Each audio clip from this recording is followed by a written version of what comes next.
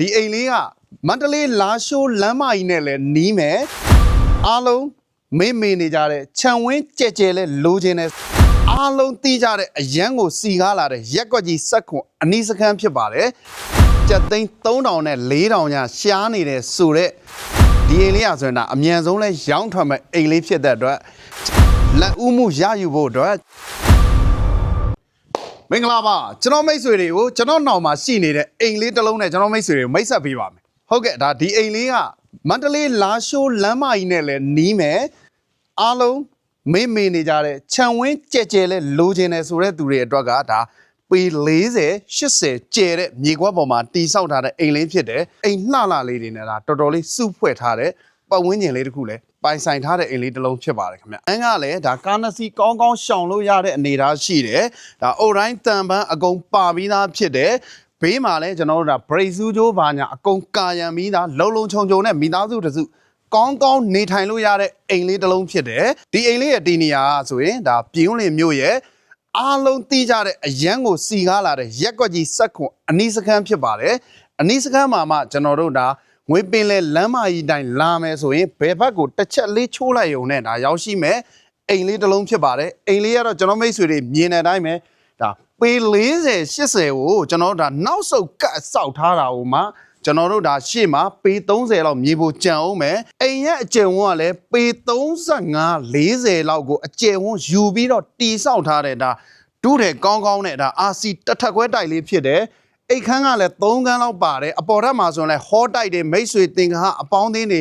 လာတဲမယ်ဆိုရင်လည်းဒါအများကြီးကျွန်တော်တို့ဒါအိတ်လို့ရမယ်အပေါ်ထပ်ရဲ့ဟောတိုက်စနစ်ကြီးပါထည့်ပြီးတော့တီဆောက်ထားတဲ့အိမ်လေးတစ်လုံးဖြစ်တယ်တော့အိမ်ရှိမှာလဲကားကဒါကား3-4စီးထိုးလို့ရတဲ့အနေအထားရှိတယ်ဒီဘက်မှာလဲ less cabin ဘိုင်းလှုပ်ဖို့ area ထားပေးတယ်ဒီဘက်မှာလဲပန်းပင်အစုံလင်တော့စိုက်ထားတယ်ကျွန်တော်ဒါပေါင်းနေပါတယ်ရှင်းရမယ့်အနေအထားလေးရှိတယ်သူကရေမီအစုံလင်အိမ်လေးတစ်လုံးဖြစ်တယ်ဒီဘက်မှာလဲအိမ်နဲ့အုတ်တိုင်းနဲ့ကိုဒါဒီမှာကျွန်တော်တို့ဒါဆိုရင်ဒါ6ပေ9ပေလောက်ခြံပြီးတော့အိမ်တစ်ပတ်လုံးကိုလဲကျွန်တော်တို့ဒါပတ်သွားလို့ရတယ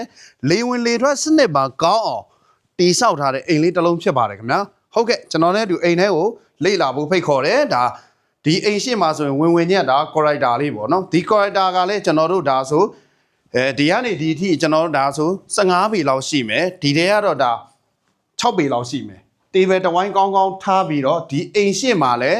အနားယူလို့ရတယ်သူကတကားတွေကဒါကျိုးတကားတွေဖြစ်တယ်နောက်ထပ်ဒါဝင်ချင်းကတော့ကျွန်တော်တို့ဒါ living room ဖြစ်မယ်living room မှာလည်းဒါ area တော်တော်ကျယ်တယ်စတီကုံတဝိုင်းကောင်းကောင်းထားလို့ရတဲ့အနေအထားရှိတယ်အောက်ကပါကင်းတွေလည်းခင်းထားတယ်စီလင်ဟိုက်လည်းမြင့်တယ်ဒါမြင်းနေရတဲ့ဒါ structure ဘိုင်းကလည်းတော်တော်လေးကောင်းတဲ့အနေအထားလေးရှိတယ်နောက်ထပ်ကျွန်တော်ဒါဝင်ချင်းကဒီဘက်က living room ဒီဘက်မှာဖျားခန်းဒါဖျားခန်း area ဆိုလဲကျွန်တော်တို့ဒါဆို12ပေ15ပေလောက်လေးရှိမယ်ဖျားเจ้าဆောင်ကောင်းကောင်းလေးထားလို့ရတဲ့အခန်းဖြစ်တယ်နောက်ထပ်ဒါကတော့အိမ်အောက်ထပ်ရဲ့ single bedroom သူကဒီ single bedroom မှာလေဝင်လေထွက်ကောင်းပြတင်းနှစ်ခုထားပေးတယ် area လည်းတော်တော်လေးကျယ်တဲ့အနေအထားလေးရှိတယ်6လမ်းနေရစားသူကအိမ်ကတော်တော်လေးကျယ်တယ်ဒါကတော့ကျွန်တော်တို့ကဘုံရီချိုးက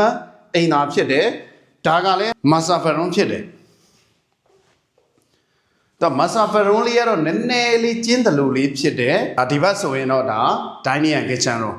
dining and kitchen room ကတော့ကျွန်တော်အိမ်ရှင်မတွေအကြိုက်ပေါ့ဗျာကြဲကြဲဝန်းဝန်းလေးဖြစ်တယ်ဒါဆိုရင်ဒါ18ပေပေ20ဝန်းကျင်လောက်ရှိမယ်အချက်ပြုတ်မယ်ညော်အနံ့တွေဘာတွေအစအဆင်ပြေအောင်ပြတင်းလဲနှစ်ဖက်ထည့်တယ်အိမ်စောဖန်လဲပါတယ်နောက်ထပ်ဒီအိမ်ရဲ့ထူးခြားချက်ကဒီ dining and kitchen room လေးနောက်ဖေးကိုထွက်လိုက်တာနဲ့ဒီမှာ space အကျယ်ကြီးပဲဒီမှာအချက်ပြုတ်အရန်ဝါသနာပါတဲ့မိတ်ဆွေတွေအတွက်ကတော့ဒါဒီနောက်ဖေးမှာဟိုကဝက်ကီချန်လုပ်လို့ရတဲ့အနေအထားလေးရှိတယ်ဟုတ်ကဲ့ဒါကတော့ကျွန်တော်ဒီတအိမ်လုံးသုံးတဲ့ရေကန်ပေါ့နော်ဒီရေကန်ကနေကျွန်တော်တို့အပေါ်ဘက်ရေစင်ကိုရေတင်တယ်ဒီမှာအဝတ်လျှော်ဇက်တွေပါတွေနဲ့ကျွန်တော်မိတ်ဆွေတွေကမလျှော်ခြင်းဘူးဆိုရင်လည်းဒီမှာဒီအုတ်ကန်ကနေသုံးပြီးတော့အဝတ်လျှော်လို့ရတယ်အပြင်မှာရေထွက်ချိုးမယ်ဆိုရင်လည်းအဆင်ပြေတဲ့အနေအထားလေးဖြစ်တယ်ဒီအိမ်လေးကသူကအိမ်တူးတယ်ကြီးတော့တော်တော်လေးအခန်းဖွင့်ထားတဲ့အနေအထားလေးရလည်းမစိုးဘူးဒါဆိုလဲလေကကွင်ကဒါ4ပေလောက်တော့ကျင်မယ်ဒါအကုန်လုံးကတော့ပတ်ကီးခင်းပြီးသားဖြစ်တယ်ဒါလက်ရန်လေးတွေကတော့ဒါကျွန်းသားလေးတွေပေါ့နော်လက်တင်လေးတွေကဒီမှာပုတ်လုံးတိုင်လေးတွေရောဒါအိမ်မော်တက်ရလဲအဆင်ပြေတဲ့အနေထားလေးရှိတယ် အိမ်လေးကတော့မိတ်ဆွေသင်္ကာအပေါင်းအသင်းများတဲ့သူတွေအတွက်ကတော့ဒါအိမ်မှာလာမယ်လာတဲကြမယ်ဆိုရင်လေဒါအိတ်ခမ်းမလောက်မှန်ကိုသိစိတ်ပူစရာမလိုဘူးဒါဒီအပေါ်ထပ်မှာဆိုရင်ကျွန်တော်တို့ဒါကော်စောကြီးချအိတ်ရာတွေချပေးလိုက်ရမယ်လူ20အိတ်မလားလူ30အိတ်မလားအိတ်လို့ရတဲ့ကျွန်တော်တို့ဒါဟော့တိုက်အခန်းကြီးဖြစ်တယ်ဒါဒီအိမ်အပေါ်ထပ်မှာဆိုဒီဟော့တိုက်ကြီးအပြင်နောက်ထပ်အိတ်ခမ်းလေးတစ်ခန်းဖွဲ့ပေးထားတယ်ဟုတ်ကဲ့ဒါဒီအိတ်ခမ်းကလည်းကျွန်တော်တို့ဒါ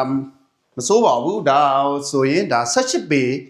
15ပေလောက်လေးကျဲတဲ့အိတ်ခမ်းလေးဖြစ်တယ်ဒါအတော်သိမိသားစုတစုကတော့ကျွန်တော်တို့ဒါအောက်ထပ်တင်းကိုနေထိုင်လို့ရတဲ့အနေအထားလေးရှိတယ်ဒီအပေါ်ထပ်ကတော့အဲ့လာဘာညာအတွက်အသုံးပြုလို့ရတဲ့အနေအထားလေးဖြစ်တယ်နောက်ထပ်ကျွန်တော်တို့ဒါအိမ်ရှိဝရဏာပေါ့နော်ဒီမှာဝရဏာဝရဏာကတော့ကျွန်တော်တို့ဒါဆို7ပေ20လောက်ကျဲမယ်ဗျ7ပေ20လောက်ကျဲမယ်ဒါတော်တော်လေးဒါတေဘယ်ကတော့2ဝိုင်းလောက်ရတဲ့အနေအထားလေးဖြစ်တယ်ဒါပတ်ဝန်းကျင်မှာလည်းအိမ်နေအပြည့်နဲ့ဒါရှုခင်းလဲကောင်းတဲ့အနေအထားလေးရှိတယ်ပြူးလင်ရဲ့ဘိုက်ကိုလည်းရရှိမဲ့အိမ်လေးတစ်လုံးဖြစ်ပါတယ်ခင်ဗျဟုတ်ကဲ့ဒါဒီအိမ်လေးကတော့ကျွန်တော်မိတ်ဆွေတွေဒါကြက်သိန်း3000နဲ့4000ညာရှားနေတဲ့ဆိုတဲ့မိတ်ဆွေတွေအတွက်ကတော့အထူးသင့်လျော်တဲ့အိမ်လေးတစ်လုံးဖြစ်တယ်ရောင်းချမဲ့ဈေးနှုန်းကလည်းဒါကြက်သိန်း3800ကိုဒါညှိနှိုင်းရောင်းချပေးအောင်မှာဖြစ်တဲ့အတွက်ကျွန်တော်မိတ်ဆွေတွေချမ်းကျဲကျဲနဲ့ဒါအိမ်ကောင်းကောင်းလေးတစ်လုံးရှားနေတဲ့ဆိုတဲ့မိတ်ဆွေတွေတော့ကအထူးသင့်လျော်တဲ့အိမ်လေးဖြစ်ပါတယ်ခင်ဗျာဟုတ်ကဲ့ဒီအိမ်လေးရဆိုရင်ဒါအမြန်ဆုံးလဲရောင်းထွက်မဲ့အိမ်လေးဖြစ်တဲ့အတွက်ကျွန်တော်မိတ်ဆွေတွေဒါလက်ဦးမှုရယူဖို့အတွက်ကျွန်တော်ရဲ့ဖုန်းနံပါတ်3996599864ကိုဆက်သွယ်နိုင်တယ်လို့3995952524ကိုလည်းဆက်သွယ်လို့ရပါတယ်ခင်ဗျာဟုတ်ကဲ့အမြန်ဆုံးဆက်သွယ်ပေးဖို့ဖိတ်ခေါ်ပါတယ်ခင်ဗျာအားလုံးကိုကျေးဇူးတင်ပါတယ်